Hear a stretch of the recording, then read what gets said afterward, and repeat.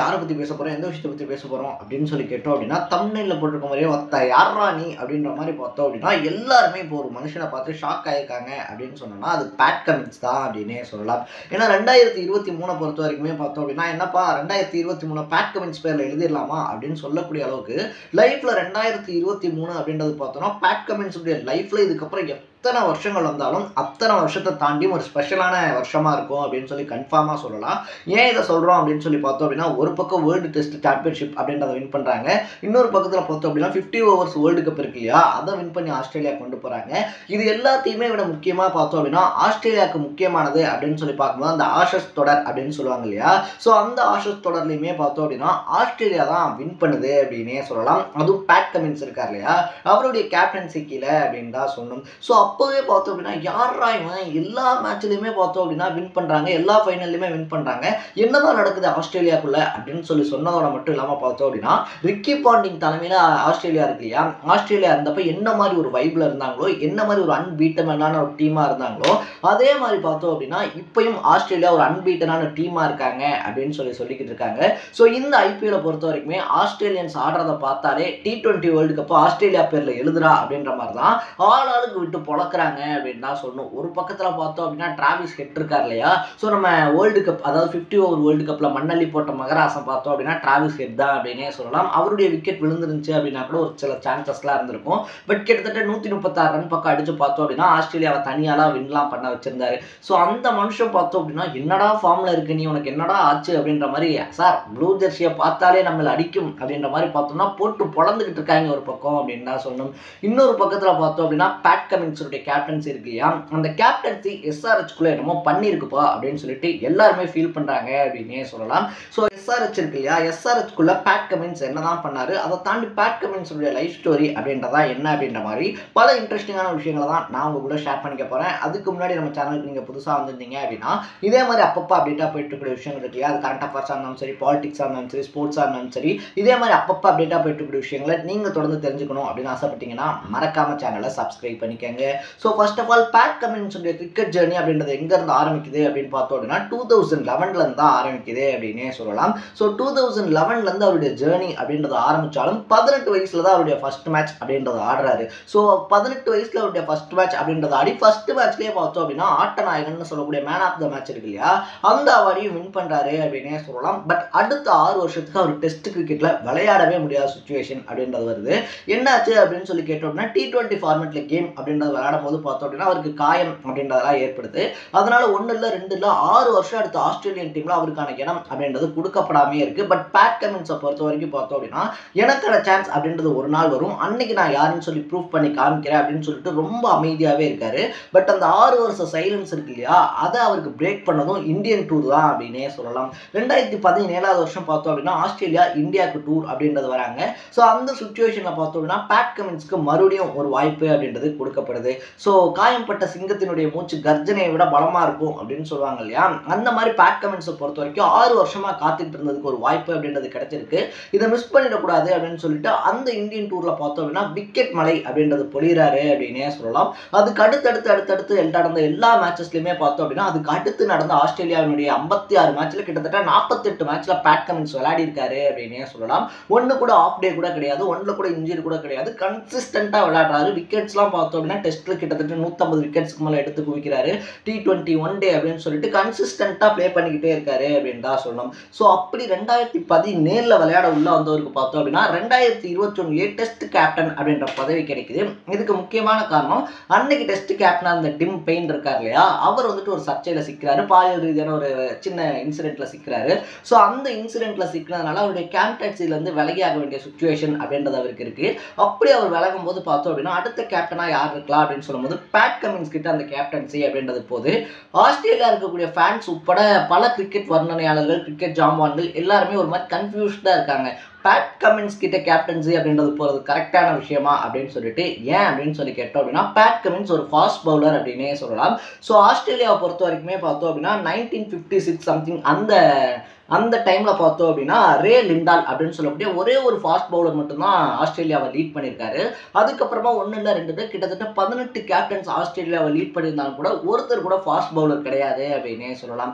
ஏன்னா fast bowler அப்படின்றவங்களை பொறுத்த வரைக்குமே டெஸ்ட் ஃபார்மேட்டில் அவங்களுக்கு அழுத்தம் அப்படின்றது ஆல்ரெடி ஓவராக இருக்கும். அது மட்டும் இல்லாமல் ஃபாஸ்ட் பவுலர்ஸ் காயமடைகிறதுக்கான வாய்ப்பு அப்படின்றது ரொம்ப ரொம்ப ரொம்ப அதிகம். ஸோ நம்ம இப்போ கொண்டு போய் பேட் கமின்ஸ் கிட்ட, அதுவும் அந்த டைமில் அவர் கேப்டனாக பொறுப்பேற்றுக்கிட்ட சமயத்தில் பார்த்தோம் அப்படின்னா டெஸ்ட் சாம்பியன்ஷிப் வருது. அது மட்டும் இல்லாமல் 50 ஓவர் வேர்ல்டு கப் அப்படின்றது வருது. ஸோ இது ரெண்டுமே வரும்போது பார்த்தோம் அப்படின்னா பேட் கமின்ஸால் அதை சமாளிச்சிட முடியுமா அப்படின்னு சொல்லிட்டு எல்லாரும் அவரை சந்தேகமாக பார்க்குறாங்க. பட் சந்தேகமாக பார்க்குற இடத்துல தான் சாதிக்கிறதுல கிக் இருக்குன்னு சொல்லுவாங்க இல்லையா, அந்த மாதிரி அவருக்கு கேப்டன்சி அப்படின்றது கொடுக்கப்படுது. என்னையாடா சந்தேகமாக பார்த்தீங்க அப்படின்ற மாதிரி பார்த்தோம் அப்படின்னா ஒவ்வொரு இடத்துலையும் வச்சு அடிக்கிறாரு, வச்சு செய்கிறாரு அப்படின்னே சொல்லலாம். ஸோ நம்ம பேட் கமின்ஸ் இருக்கார் இல்லையா, அவர்கிட்ட இருக்கக்கூடிய கான்ஃபிடன்ஸ் அப்படின்றது அது எல்லாருமே ஓவர் கான்ஃபிடன்ஸ் அப்படின்னு சொல்லலாம். பட் அவரை பொறுத்த வரைக்கும் எனக்கு தெரியும், என்னால் இதை பண்ண முடியும், என் டீம்னால் இதை பண்ணிட முடியும் அப்படின்னு சொல்லி டீமில் இருக்கக்கூடிய ஒவ்வொருத்தருக்கும் கான்ஃபிடென்ட் தரது இருக்கு இல்லையா, அப்படி ஒவ்வொருத்தருக்கும் கான்ஃபிடென்ட் அப்படின்றத தந்து தான் டீமை இவ்வளோ ஸ்ட்ராங்காக வச்சிருக்காரு அப்படின்னே சொல்லலாம். ஆஸ்திரேலியா மட்டும் கிடையாது, இன்க்ளூடிங் SRHையும் சேர்த்து தான் சொல்கிறேன். இதை ஏன் சொல்கிறேன் அப்படின்னு சொல்லி பார்த்தோம் அப்படின்னா 1 டே வேர்ல்டு கப் அப்படின்றது நடக்குது. ஸ்டார்டிங்கில் ஆஸ்திரேலியா பார்த்தோம் அப்படின்னா ரொம்ப மோசமான தோல்விகள் அப்படின்றதெல்லாம் பார்க்குறாங்க. அதில் ஒரு கம்பேக் கொடுத்து தான் ஃபைனலுக்கு வராங்க. அகைன்ஸ்ட்ல இந்தியா இருக்காங்க. இந்தியாவை பொறுத்த வரைக்கும் பார்த்தோம் அப்படின்னா கன்சிஸ்டண்டா 10 மேட்ச் ஜெயிக்கிறாங்க, ஃபைனலுக்கு போறாங்க. ஒரு பவரான டீமா தெரியுது. ஸோ அப்போ பிரஸ் மீட் அப்படின்றத வைக்கும்போது பேட் கமின்ஸ் என்ன சொல்றாரு அப்படின்னா, இந்தியாவில் வச்சு இந்தியன் ஃபேன்ஸ் இருக்காங்க இல்லையா, அவங்க நாங்கள் சைலண்ட் ஆக்குவோம் அப்படின்னு சொல்றாரு. அந்த பிரஸ் மீட் ரிலீஸ் ஆனதுல இருந்து எக்கச்சக்கமான விமர்சனங்கள் அப்படின்றது வந்துட்டு எழுது. நாளைக்கு தெரியும் உங்களுக்கு நாங்கள் யாரு அப்படின்னு சொல்லிட்டு, தோத்ததுக்கு அப்புறம் மூஞ்ச கொண்டு போய் எங்க வச்சுக்கிறேன்னு பார்க்கலாம், வாடி வாடி வாடி பேட் கமின்ஸ் நாளைக்கு இருக்கு அப்படின்ற மாதிரி மீம்ஸ் எல்லாம் போட்டு தெரிக்குது. பேட் கமின்ஸ்க்கு எதிராக பார்த்தோம் அப்படின்னா விமர்சனங்கள் அப்படின்றதெல்லாம் எழுது. பட் சொன்ன விஷயத்த பேட் கமின்ஸ் செஞ்சு காமிக்கிறாரு இந்தியன் கிரவுண்ட்ல அப்படின்னே சொல்லலாம். இந்தியன் கிரவுண்டை பொறுத்த வரைக்கும் அதில் பிளாக் சாயில் இருக்கு அப்படின்றத அப்சர்வ் பண்ணதா இருந்தாலும் சரி, பிளாக் சாயிலை பொறுத்த வரைக்குமே பார்த்தோம் அப்படின்னா ஃபர்ஸ்ட் நம்ம பேட் பண்ணிட்டோம் அப்படின்ற பட்சத்தில் நம்ம இருக்கும்போது அதுக்கு அடுத்து வரக்கூடியது அப்படின்றது நமக்கு டிஃபிகல்ட்டாக மாறும் அப்படின்னு சொல்லிட்டு பார்க்கும்போதும் பார்த்தோம் அப்படின்னா இந்தியன் டீம் எப்படிலாம் லாக் பண்ணலாம் அப்படின்ற ஸ்ட்ராட்டஜி வச்சதா இருந்தாலும் சரி, அதுக்கேற்ற மாதிரி பால் வீஸை வச்சதா இருந்தாலும் சரி, இந்தியன் டீம்ல ரொம்ப ஸ்ட்ராங்கான பில்லர் அப்படின்னு சொல்லி பார்க்கப்பட்ட விராட் கோலி இருக்கார் இல்லையா, அவருடைய விக்கெட்டை எடுத்ததா இருந்தாலும் சரி, யாருக்கு எப்படி பால் வீசணும் அப்படின்னு சொல்லிட்டு கரெக்டான டைம்ல பவுலர்ஸ் இருக்காங்க இல்லையா, அவங்க ஷஃபிள் பண்ணி ஸ்ட்ராட்டஜி வகுத்ததா இருந்தாலும் சரி, எல்லாத்தையுமே பண்ணி 1 டே வேர்ல்டு கப் வின்னிங்ல பார்த்தோம் அப்படின்னா ஒவ்வொரு இன்ச்லையுமே தன்னுடைய பங்கு அப்படின்றத பேட் கமின்ஸ் கொடுத்திருந்தாரு அப்படின்னு தான் சொல்லணும். ஸோ அப்படி பார்த்தோம் அப்படின்னா வின் பண்ணி இந்தியன் டீம்ல, அதுவும் இந்தியன் கிரவுண்ட்ல சொன்னதை செஞ்சுட்டாண்டா அப்படின்னு சொல்ற மாதிரி இந்தியன் ஃபேன்ஸே அவரை ஓப்பனா சொல்லணும் அப்படின்னா, இந்தியா தோத்தது ஒரு பக்கம் அப்படின்னாலும் இந்த பையன்கிட்ட இருக்கக்கூடிய கான்ஃபிடென்ட்க்கு சொன்னதை செஞ்சுட்டாண்டா அப்படின்னு சொல்லி பாராட்டவும் செஞ்சாங்க அப்படின்னே சொல்லலாம். ஸோ அப்படி முடிஞ்சதுக்கு அப்புறமா தான் IPL அனௌன்ஸ்மெண்ட் வருது. நம்ம ரஜினி இருக்கார் இல்லையா, சூப்பர் ஸ்டார் ரஜினி கூட பார்த்தோம் அப்படின்னா ஒரு பட பிரஸ் மீட்ல ஒரு ரிலீஸ்ல பார்த்தோம் அப்படின்னா காவியா மாறனுடைய அந்த சோகம்லாம் பார்த்தோம் அப்படின்னா பார்க்கவே பாவமா இருக்கு அவங்களுடைய ரியாக்ஷன்ஸ்லாம். ஸோ நல்ல நல்ல பிளேயர்ஸா எடுங்க அப்படின்னு சொல்றாரு. கலாநிதி மாறன் பொறுத்த வரைக்கும் ஐ டுக் தட் பர்சனல் அப்படின்ற மாதிரி பார்த்தோம்னா கிட்டத்தட்ட 20 கோடி ரூபாய்க்கு மேலே கொடுத்து பேட் கமின்ஸ் எடுக்கிறாங்க. ஸோ பேட் கமின்ஸை எடுத்தோடனே அவர் தான் டீமை லீட் பண்ண போறாரு அப்படின்னு சொல்லி எல்லாம் கெஸ்ட்லாம் பண்ணிட்டாங்க. அதே மாதிரி பார்த்தோம் அப்படின்னா டிராவிஸ் ஹெட்டையுமே எடுக்கிறாங்க அப்படின்னே சொல்லலாம். ஸோ 2 ஆஸ்திரேலியன் பிளேயர்ஸ் இருக்காங்க அப்படின்னும் போதே அங்கே அடி பிரிக்க போறாங்க அப்படின்றதெல்லாம் தெரிஞ்சிருச்சு.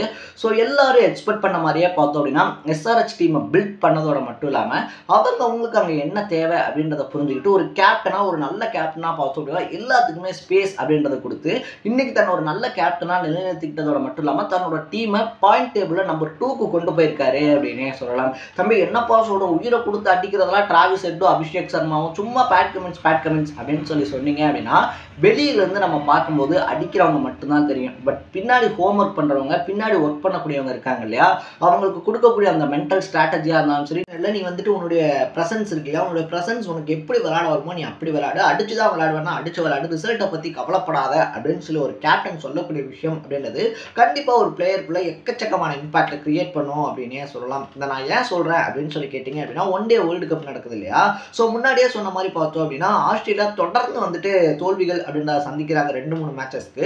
அப்போ ட்ரெஸ்ஸிங் ரூமில் பேட் கமின்ஸ் சொன்ன விஷயம் என்ன அப்படின்னு சொல்லி பார்த்தோம் அப்படின்னா, நம்ம தோத்துட்டோம், வேற ஒன்றும் பண்ண முடியாது, தோத்த மேட்சஸ் போய் மறுபடியும் நம்ம ஜெயிக்கலாம் முடியாது, பட் நம்ம கையில் இருக்கக்கூடிய மீதி மேட்சஸ் இருக்கு இல்லையா, அதில் தைரியத்தோட விளையாடுவோம், நமக்கு இந்த வேர்ல்டு கப் அப்படின்றது கண்டிப்பாக வேணும், இந்த வேர்ல்டு கப்பை நம்ம நாட்டுக்கு தூக்கிட்டு போய் தான் ஆகணும், ஆஸ்திரேலியாவுக்கு தான் இந்த வேர்ல்டு கப் இந்த டைம் வரணும், ஸோ என்ன ஆனாலும் பரவாயில்ல அடிச்சு விளையாடலாம், உங்களுக்கு எப்படி விளையாட வருதோ அப்படி விளையாடுங்க, ரிசல்ட்டை பற்றி கவலைப்படாதீங்க, இன்கேஸ் நம்ம தோத்துட்டோம் அப்படின்னா வெறும் கையோட போகிறதுலாம் நமக்கு ப்ராப்ளமே கிடையாது, நம்ம அதை பார்த்துக்கலாம். பட் நம்ம ஜெயிக்கணும் அப்படின்னு சொல்லி நினைச்சு விளையாடுங்க, ஒவ்வொருத்தரும் எஃபர்ட் போடுங்க அப்படின்னு சொல்லிட்டு வராரு.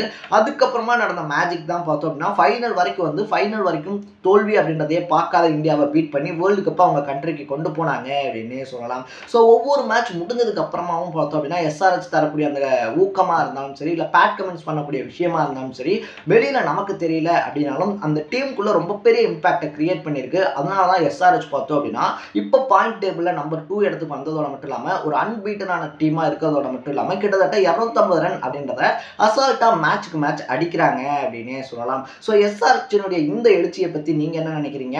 குறிப்பாக பேட் கமெண்ட்ஸ் இருக்கார் இல்லையா, அவரை பற்றின உங்களுடைய பாயிண்ட் ஆஃப் வியூ என்ன அப்படின்றத கமெண்ட் செக்ஷனில் போட்டு இதே மாதிரி அப்பப்போ அப்டேட்டாக போயிட்டு இருக்கிற விஷயங்களை நீங்கள் தொடர்ந்து தெரிஞ்சுக்கணும் அப்படின்னு ஆசைப்பட்டீங்கன்னா மறக்காம சேனலை சப்ஸ்கிரைப் பண்ணிக்கோங்க. நாளைக்கு இதே மாதிரி இன்னொரு இன்ட்ரெஸ்டிங்கான வீடியோட சந்திக்கலாம். Tata, bye by.